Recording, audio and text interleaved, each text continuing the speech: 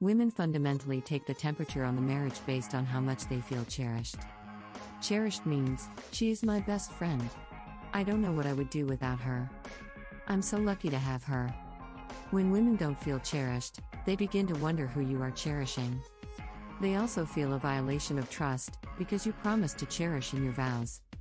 To all husbands, if you want to be nagged until the end of time, don't cherish your partner. Men take the temperature of the marriage based on feeling respected, heard. If a man feels he is not being heard, then he will shut down or blow up. He feels demasculated because his voice does not count. He resents his wife and battlegrounds begin to form. She stops listening and he stops sharing. They begin to resent and hurt each other by breaking down their marriage piece by piece. Their conversations become trivial and detached. Their time together becomes boring and uneventful, outside of arguing. Once they start saying the word divorce, the other, in their mind, begins to plan on what divorce looks like and shape their emotions and life for the possibility. It is a self-fulfilling prophecy. If you are going to be married, you need to be humble and accept your partner for who they are. If you are looking to change them, give up because that is God's job. You may torture your partner by trying to change them, but they will build walls around themselves to protect themselves from you. Forgiveness in Christian marriage. Forgiveness comes from the ability to examine intentions rather than outcomes. So many would rather attack bad outcomes instead of the process that led to the bad outcome. To be able to forgive, you need to give up why? And start asking how? Why? Is a motive-based question and usually invites a defensive reaction. Means you are willing to listen and maybe forgive. In marriage, we often see the best and the worst in each other. To regain trust requires that apology and then to ask your partner to have faith in you to not do it again. Faith is the bridge to trust. At first you are not asking for trust, only faith.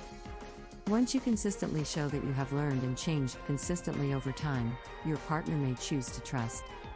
Faith is the only way there. Faith is the bridge to trust.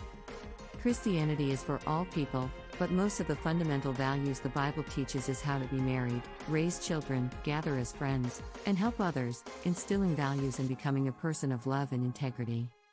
The covenant of marriage requires us to be a good Christian. If we mess up the marriage and let it drift into madness, then we are reflecting on our own relationship with God. Get right with God and reflect on your own life. Practice your faith in your marriage and great things will happen. They say, couples who pray together, stay together. Another core truth is that marriage is not only a covenant, but a legal contract. You don't do the vows, then you don't do the contract. That means everyone and everything that comes in contact with this marriage will have to adapt to two people unwilling to do hard. Commitment means we do what we think consistently without feeding and doing what we feel. If we want depression, anxiety, and a deterioration of the relationship, then feed the emotions and forget who you are logically and your integrity. People who are inconsistent and flaky often become depressed and self-destructive by doing what they feel. They wait to do something they know they have to do by waiting for a feeling. In marriage, to have a depressed partner who is led by their emotions is vastly difficult. The partner receiving this begins to resent because their partner is making them work harder. And it reflects as if that partner is endorsing the depressed partner's way of life. They are being forced to support something they do not want to support due to the marriage. We have a responsibility to tend to our mental health needs for our partner and our family's sake. No one makes you feel anything, you do that all on your own by how you choose to react to life. Secrets are also a destructive symptom. We owe each other the truth at all times. What we owe each other is an open book at all times after you make the commitment to be together. This also means we owe each other truths that may affect our partner or marriage from the past.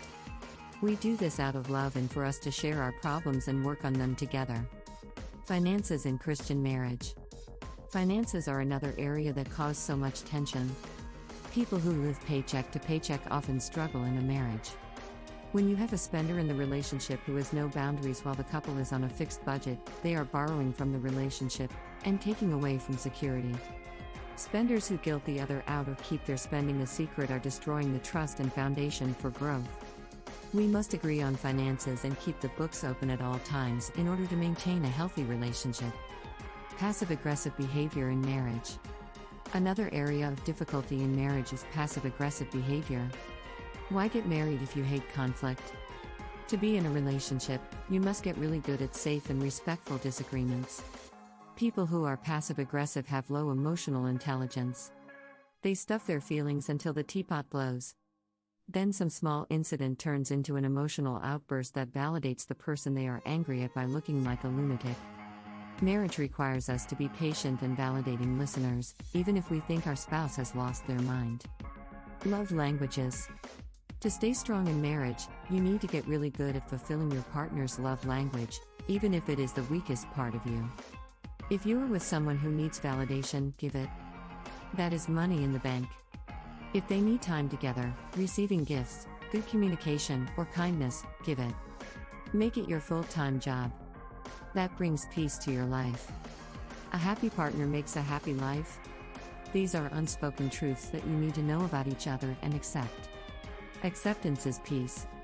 To learn a love language, ask your partner what you have ever done that made them feel you truly love them.